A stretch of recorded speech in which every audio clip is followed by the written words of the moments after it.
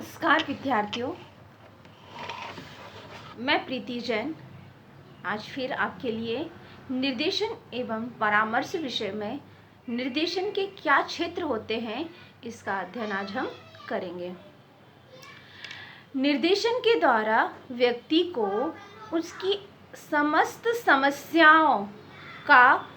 समाधान करने में सहायता तो मिलती ही है, साथ ही उसके स्वयं के गुण क्या हैं, उसकी क्षमताएं क्या हैं, यह जानकर भी वह उन आने वाली अनेक समस्याओं का समाधान भी खुद कर सकता है। आज हम शैक्षिक निर्देशन के बारे में पढ़ रहे हैं, इसलिए शैक्षिक निर्देशन में किन किन समस्याओं का सामना करना पड़ता है विद्यार्थी के लिए, विद्यालय स्थिति में, महाविद्यालयीन स्थिति में, महाविद्यालय के चयन करने में किन किन समस्याओं का हमें सामना करना पड़ता है, इन बातों का अध्ययन आज हम करेंगे। शैक्षिक निर्देशन की प्रक्रिया बहुत अधिक व्यापक है और बहुत अधिक आसान भी है।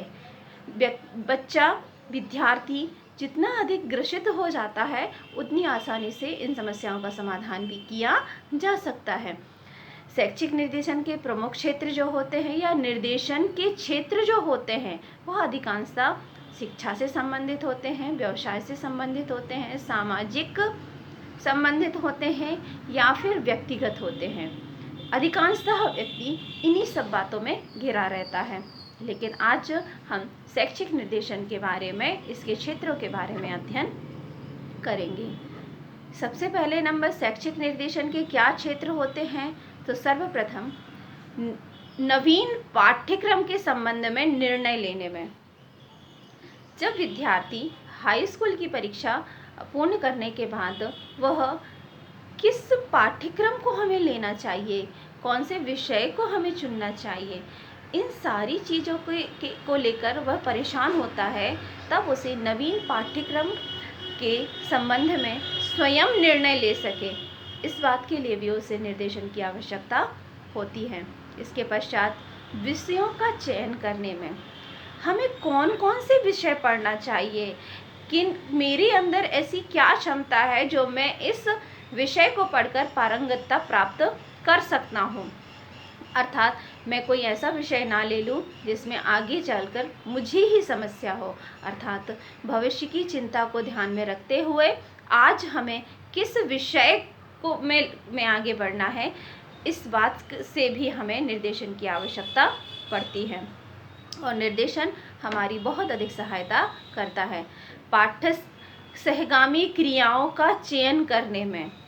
पाठ्य सहगामी क्रियाएं अर्थात अध्ययन के साथ साथ विद्यालय में होने वाली अनेक क्रियाएं भी हमारे जीवन में महत्वपूर्ण स्थान रखती हैं। अर्थात उन पाठ्य सहगामी क्रियाओं में हम किन सहगामी क्रियाओं में कौन कौन सी परिस्थितियों में हम किन किन कार्यक्रमों में पार्टिसिपेट कर सकते हैं, या कौन कौन सी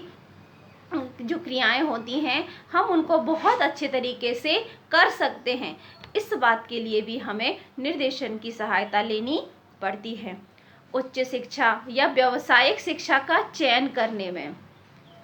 विद्यार्थी जब तक स्वयं अध्ययन करता है तब तक तो उसे बहुत कम समस्याओं का समाधान करना पड़ता है, लेकिन जब विद्यार्थी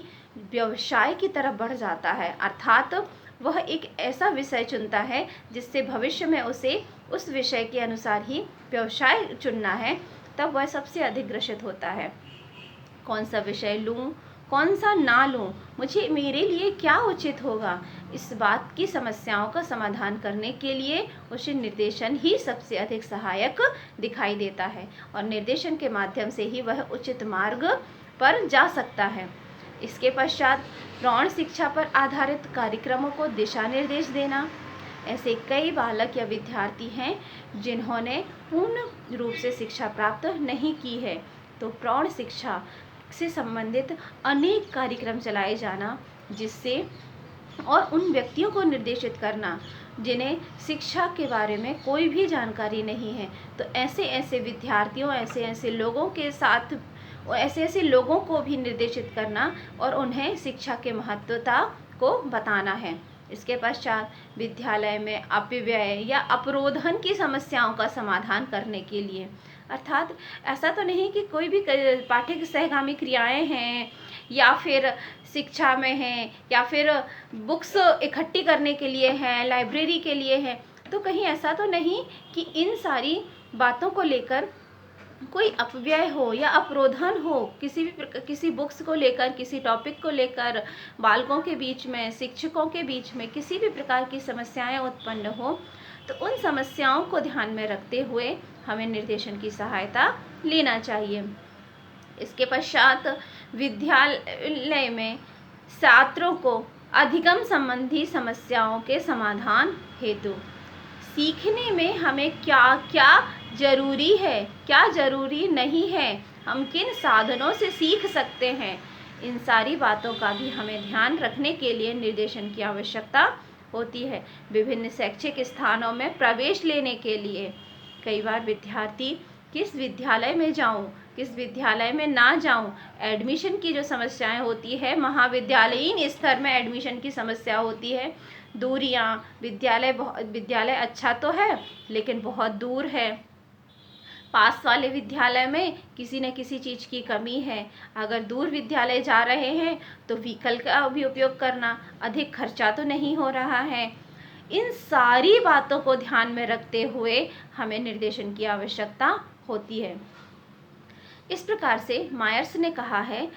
कि निर्देशन एक प्रक्रिया या विधि या इन विधियों का समूह नहीं है, व्यक्ति की अपनी अपनी समस्याओं को लेकर उसे निर्देशित किया जाता है। जैसा कि मैं पिछले 3 कक्षाओं में आपको बता चुकी हूँ कि निर्देशन एक छोटा सा समूह नहीं है, ये किसी एक समस्या के समाधान के लिए नहीं है, यह आपके जीवन में आने वाली अनेक समस्याओं को लेकर उन समस्याओं के समाधान के लिए हमें निर्देशन की आवश्यकता होती है। शैक्षिक निर्देशन भी एक प्रक्रिया ही है।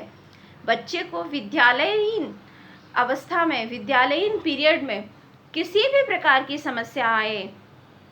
तो हम उसे निर्देशित करके उस समस्याओं का समाधान कर सकते हैं। इस प्रकार शैक्षिक निर्देशन के क्षेत्रों को हमने आज समझा है। नमस्कार।